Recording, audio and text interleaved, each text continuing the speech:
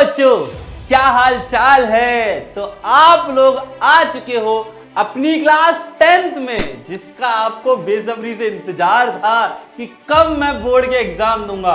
अरे नहीं सर, हमें बिल्कुल इंतजार नहीं था, आप झूठ बोल रहे हो। हम तो सर अभी तक जहां थे वहीं खुश थे कि स्कूल में पेपर बनता है, स्कूल में एग्जाम देते हैं और मस्त संतुष्टि से हमारा काम कर लेते हैं। ऐसा ही था ना?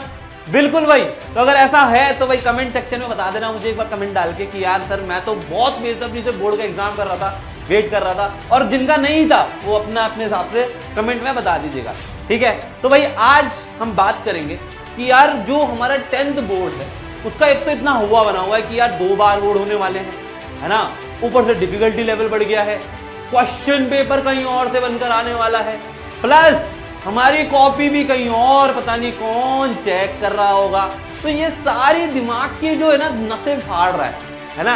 तो यार ये सारी टेंशन आज आप लोग यहीं छोड़ देना इस वीडियो के बाद। तो आप लोगों को क्या करना है, कैसे पूरा रोड मैप बनाना है, कैसे हमें पूरी प्लानिंग करनी है और उसको कैसे एग्जीक्यूट करना है, वो आज इस वीडियो में बात करेंगे। और ये वीडियो जो है ना आपके आने वाले 3 साल बचा लेगा। 3 साल समझ लो, 9th तो हो गई खत्म, तो 10th, 11th और 12th, क्योंकि यार ये सारी चीजें आपको आगे भी फॉलो करनी है, ठीक है। तो पेन पेपर लेके बैठना और वीडियो को 1.5x पे देख लेना, ठीक है। सबसे पहले हमें बोर्ड की परसेंटेज डिसाइड करनी है। तो सभी लोग है ना कमेंट सेक्शन में लिख देना कि यार मुझे बोर्ड में इतनी परसेंटेज लानी है। तो यार ये आप लोगों को डिसाइड करना है कि यार मेरा रिजल्ट कैसा होना चाहिए, कि मेरा जो चेहरा है ना वो कहां होना चाहिए, कि 100 आउट ऑफ 100 में, या मैं किसी स्टेट बोर्ड में अपनी 5th रैंक 1st रैंक लाना चाहता हूं। तो यार यहां पर आप अपने आप को पहले ही फिक्स कर लो और जहां पर पढ़ाई करते हो वहां टेबल के सामने चिपका लेना कि इतनी परसेंटेज चाहिए, और एक खाली पन्ना वहां पे चिपका लेना जिसमें आपको अपने हर टेस्ट के मार्क्स लिखने हैं। ये आपको फॉलो करना है सबसे पहली चीज, ठीक है। फॉलो करेंगे ना? बिल्कुल करेंगे सर, बिल्कुल करेंगे। फिर अब आपको क्या क्या चीजें फॉलो करनी है वो देखते हैं। सबसे पहले बात करेंगे सर टाइम मैनेजमेंट, कि टाइम कैसे मैनेज करना है। यार देखो, सबसे पहली चीज आप लोगों को डे 1 से पढ़ाई चालू करनी है। ये नहीं सोचना है कि यार अभी तो स्टार्ट ही हुआ है, 2-3 महीने मस्ती मार लेते हैं, गर्मियों की छुट्टियों में ऐश कर लेते हैं, बिल्कुल नहीं। डे 1 से पढ़ाई स्टार्ट कर दो। डे 1 से किताबें लाके बैठ जाओ, जिस दिन वीडियो देख रहे हो उस दिन से चालू कर दो। डे 1 से पढ़ाई करनी है। तो कितनी देर करनी है? कम से कम 2 घंटे। मैं कहता हूं अगर 2 घंटे आपने डेली पढ़ाई करनी तो आपका काम हो गया बहुत आसान। अब सर 2 घंटे पढ़ाई तो करनी है, लेकिन क्या क्या पढ़ना है? तो देखो, 2 घंटे पढ़ने से पहले आपको यह पता करना है कि मेरे को सब्जेक्ट क्या पढ़ना है और कैसे पढ़ना है। तो भाई सबसे पहले मैथ्स और साइंस, ये 2 सब्जेक्ट को आपको डेली टाइम देना है। 1.5 आवर 45 मिनट ईच, दोनों सब्जेक्ट को टाइम देना है। और आधा घंटा आप इंग्लिश, SST, हिंदी इसमें दे सकते हैं, ठीक है सर। ये होमवर्क इंक्लूडेड नहीं है, ये आपकी ट्यूशन इंक्लूडेड नहीं है, ये आपके स्कूल टाइमिंग इंक्लूडेड नहीं है। पहली चीज तो ये, ठीक है सर, मान ली बात। फिर कैसे पढ़ाई करनी है उस पर भी बात करते हैं, ठीक है। टाइम मैनेजमेंट की बात हो गई।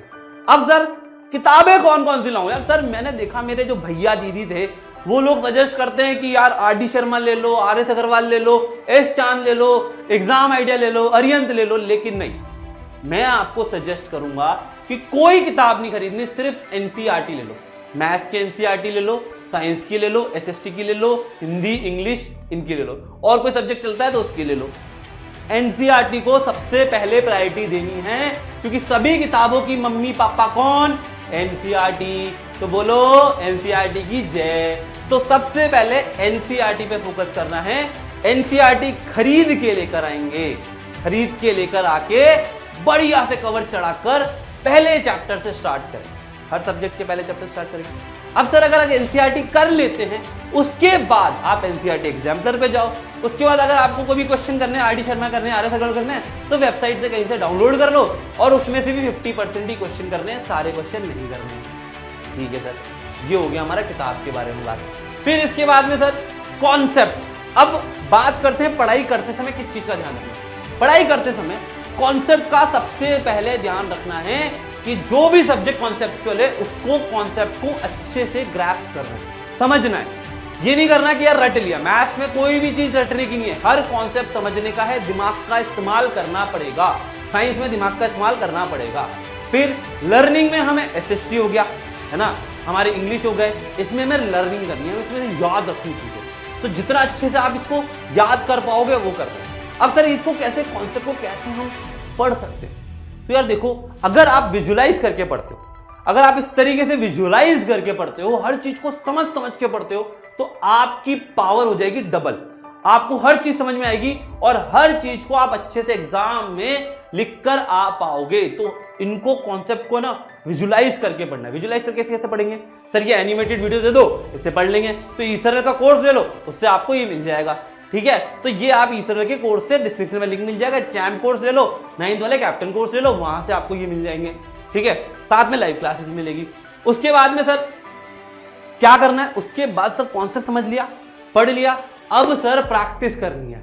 हर सब्जेक्ट में प्रैक्टिस करनी है, चाहे मैथ्स हो, एसएसटी हो, इंग्लिश हो, हिंदी हो, साइंस हो, कोई भी सब्जेक्ट हो, प्रैक्टिस सबसे इंपॉर्टेंट है। प्रैक्टिस करेंगे सबसे पहले। मैथ्स में हर चैप्टर में से 100 क्वेश्चन तो लगाने हैं एनसीईआरटी के अलावा भी। कहां से लगाएंगे? अरे गूगल पे हजारों मिल जाएंगे, ईजल की शीट में मिल जाएंगे, पीवाईक्यूज मिल जाएंगे, सैंपल पेपर मिल जाएंगे। हर टाइप के क्वेश्चन आपको मिनिमम से मिनिमम हर चैप्टर के 80 से 100 क्वेश्चन लगाने हैं मैथ्स में। ऐसे ही आपको साइंस में भी करना है और चैप्टर टू चैप्टर वैरी कर लेंगे। ठीक है, अब इसके बाद करना है रिवीजन। सर रिवीजन करना सबसे बड़ा। अब रिवीजन की एक टेक्निक बताओ। कुछ लोग क्या करते हैं, रिवाइज करते समय सब पढ़ रहे होते हैं। नहीं करना यार, जब आप पढ़ रहे हो ना तब आपको छोटे छोटे नोट्स बनाने। उन छोटे नोट्स को आपने, मान लीजिए आज एक चैप्टर खत्म किया, तो आज से 7 दिन बाद, एग्जैक्टली 7 दिन बाद आपको उस चैप्टर का शॉर्ट नोट जो बनाए थे उनको रिवाइज करना है। फिर उसके बाद अगले 7 दिन बाद फिर वो चैप्टर तो करेंगे, लेकिन सेकंड चैप्टर खत्म हुआ उसका भी रिवीजन करेंगे। तो ये रिवीजन साइकिल बढ़ाते जानी है। तो पहले रिवीजन होगा 15 मिनट में, अगला रिवीजन जो होगा अगले वीक का वो हो सकता है आधे घंटे में हो, फिर 1.5 घंटे में हो, फिर कभी कभी सकता है कि पूरा वीक रिवीजन ही चल रहा हो। तो जब आप पूरा वीक रिवीजन करोगे तब तक आपके एग्जाम आ चुके होंगे। ठीक है, तो ये प्रोसेस अपनाना है रिवीजन के लिए।